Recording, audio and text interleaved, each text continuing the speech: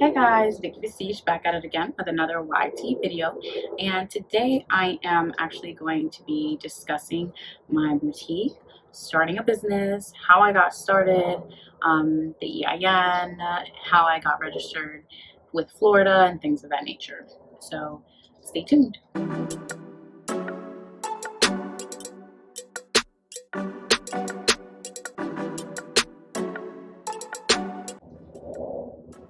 Okay, so I just want to jump right in and speak about how I started, or how I originally came about starting my boutique. The first thing I did was actually go ahead and figure out what it is I wanted to start a business in. I knew that I wanted to be my own boss, number one, and I knew that I was interested in a lot of different things, but I couldn't really gain a passion for certain things. When I originally started the process of wanting to start my own business, I originally was like, maybe I want to become an esthetician because I was really into the new ways of doing the lashes and things of that nature. But then I was just like, that's not me. I've never been a makeup person, honestly. I've never been a person to really care. As you can see, I'm very bare. I like to be bare. I've always been that way as long as I can remember. The most I would ever do is probably some eyeliner, maybe a lip, but I've never been a person to do foundation, things of that nature. So it wasn't really like hitting for me, so I was patient with coming up with something that I knew that I would actually be passionate about and that I was interested in. And so as I continued down that path, along came how I felt about clothing. I was actually somewhere at the mall with my boo, and we went into one of the designer stores, and I can't remember if it was Gucci or Prada. I really can't remember. I'm pretty sure it was probably Gucci. It's more than likely Gucci. But we went into one of their stores, and I saw one of their dresses, but it was just lacking so much appeal that I was like, babe, if they had this with a belt, or this with the high knee boots and this color, and then I was talking to him of that, and it kind of like hit me that, okay, I've always been interested in design, fashion, things of that nature, but not to the extent of other people, I guess. I'm more so into the comfortability of fashion, finding pieces that are comfortable but very appealing to the eye. That's the majority of what I stay into. So I decided, well, why not make it into a business? So yeah, that's how that came about. So the way that I went ahead and started, the first thing I did was I created my name.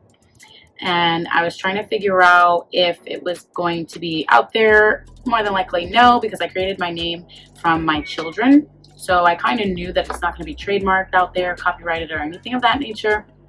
But I still did my due diligence to go find out, go look and make sure that this business name was not already taken out there. So I'm going to go ahead and leave the link below in regards to the trademarking and then the copywriting and going through that whole process of things of that nature. If you want to find out for yourself if a name has been taken, a logo has been taken, a design has been taken, I'll go ahead and leave that link below. So after that, I went ahead and created the logo. Well, I myself did not create the logo. I actually found someone to create my logo for me, and it was actually rather simple. There are a lot of different ways that you can get your logo created, but I chose to use Fiverr. They have a bunch of different designers on there. I believe they're not like companies, they're all individual people who are designers that are on this platform, and then you can reach out to them and tell them, hey, I want this done. They do things like Facebook logos, they do IG logos, they do banners, they do business cards.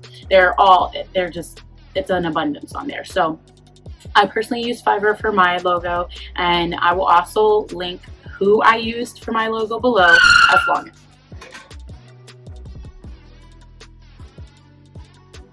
Alright, so after doing that, I went ahead and got my EIN through the IRS. and that is going to be your tax ID for your company. Okay, that is what it's an employee identification number. It's for your specific business. It's specific to your business. All those numbers are different across the board for everybody's individual business. So I went ahead and got into that, and that is actually free. That's not something that you actually have to pay for. It just helps you in the process of when you have to file at the end of the year as far as your business taxes. So I'll go ahead and leave that link below as far as how I applied for my EIN or where I went. I'll go ahead and leave that below so that you can go ahead and if you're starting your business and want to navigate that way to get that completed, I can go ahead and give you the step to get to that exact place. All right, and then after that, I went ahead and got my LLC, and I know that a lot of people speak against, not against, they speak pertaining to LLC versus sole proprietor, and I would say it's probably like a personal decision. It really depends on your vision for your business. If you see it as a business that you are going to want to expand, and eventually in expanding you want to gain employees and things of that nature, I myself would probably tell you that an LLC is probably better and know that I want to expand. So I myself did do an LLC, but I personally feel like it is a personal decision depending on how you see your vision. So just think about that. Do a little bit more research in regards to the sole differences in it, because there are other differences, but I know that is one of the main differences. It depends on your expansion and how you view your business, or how you're going to want to manage or your upbringing of your business. So I did my LLC through sunbiz.org. At least for Florida residents, that's where you would go to go ahead and get registered. Sunbiz is also a place where when you're building your name or building your business, you're going to want to check on to see if that name has already been taken, because it'll let you know. You can actually see licenses that are currently active or even expired or inactive, were active at some point when it comes to these businesses. So you can go ahead and go on that website and go ahead with that process. With Sunbiz though, when you are getting your LLC or sole proprietorship, whichever you choose, whatever options, because there's other options as well, there is a fee, and I believe it was about $138 overall. I know that there was a fee when processing it, and then there's like an application fee of some sort. So you would go ahead and go through that and get that filed. Now, something that I did not know that I came across, unfortunately, it was a mistake on my behalf. That application, and that section basically states like if you want a representative or authorized representative for your business. In that application, it also states that you usually do not want to put yourself as the authorized representative. So it kind of dictates choosing to put somebody else, but you can put yourself. And I'm here to tell you that to save you in the long run, you should put yourself. If you want to put somebody else, if you're partnered with somebody else, if there's someone else included in your business, you would want to put them as well. But for someone else, or if you have someone else that is also included in your business, then you're going to want to include them on those lines as well. But make sure to include yourself. And the reason why I say that is a long story, very short, is I got a phone call from I believe it was the Revenue Service of Florida, and basically they had some questions for me, but they had asked for my authorized representative. Now, my authorized representative does not live with me. So I was like, that person's not here right now, but I'm the owner. What's up? Let me help you. Let me answer your questions because I'm the owner. So I could be able to answer all the questions that you might have. And that person was just like, no, I can't speak with you. And I was like, what? And they were like, no, we're not allowed to speak with you because you're not the authorized representative. And I was like, what are you talking about? Because you're confusing me. Like that call, that line confused the heck out of me. I was like, how are you going to tell me, the owner of the business that I created, that I don't have a say in my business? Like, exactly. Negative. Okay. So to save you that headache, I would just suggest that you place yourself and whomever else you want, but make sure to place yourself. Along with that, if you do make that mistake, it is costly. So that is an additional $75 to go ahead and get that amended and corrected. So again, saving you money. Then next I did the licensing so that I can become a seller, and you would do your sales license through the Florida Revenue Services, and I'm going to go ahead and leave that link below as well. That license is free, but something that they also don't tell you, and that people don't tell you, and no one told me, and I was also confused about, so I'm going to drop that tea and give you that update, is that there is a quarterly, a monthly, quarterly, or annually submission when it comes to your sales. For them, like for tax purposes, your state tax purposes, you have to do that either monthly, quarterly, or annually. Now, I think usually they just automatically start you off quarterly, and you can choose whether you want it to be monthly, quarterly, or annually, but it just automatically is quarterly when you originally begin your business. So as soon as you start your license, that's not necessarily the quarter, okay? It doesn't start when your business starts. The quarters are January, February, March, that's one. Then you got April, May, June, that's another, so on and so forth, every 3 months. So if you started your business, let's say in March, you're gonna wanna do your quarterly sales for January to March and get that sent in. Otherwise, you can be fined. That fine can be That fine can either be $50 or it could be a percentage of your sales, whichever is higher. So you're going to want to make sure to get that in so that you don't go through that hassle, because that's something that, basically I'm learning as I go, because, a lot of people don't want to give you this information, unfortunately, and I just want to be that person that does, because all it is research, guys, okay? Honest to God, everything that I did find out mostly was research, and then now I have my trials and tribulations just like everybody else, because there are little details that people don't want to share or express.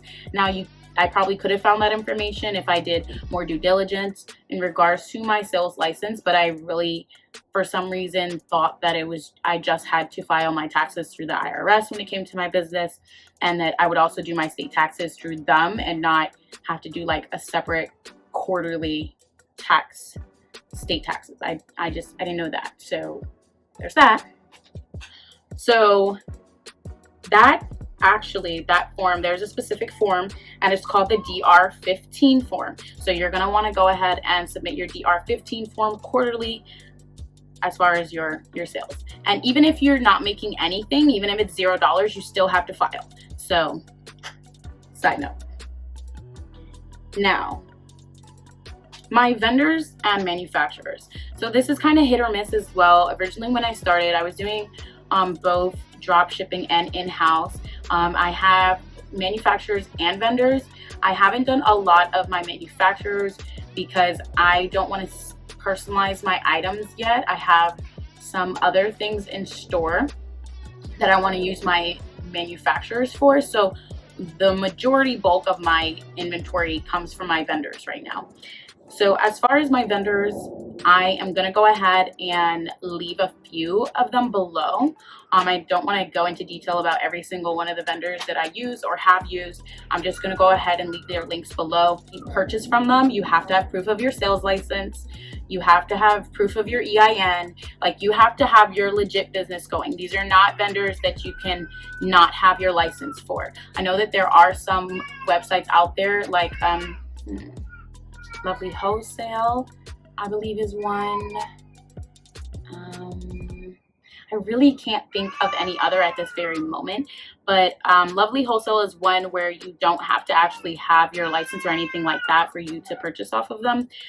So if you want to start that way, then you can. But all the other ones that I'm going to be leaving below, like, you're gonna have to need you need your sales license, you need your EIN or your proof of that, and things of that nature in order to get approved to start purchasing from them. All right. As far as my website, I just went ahead and used Shopify. It seemed like the most simplified thing out there, and honestly it is.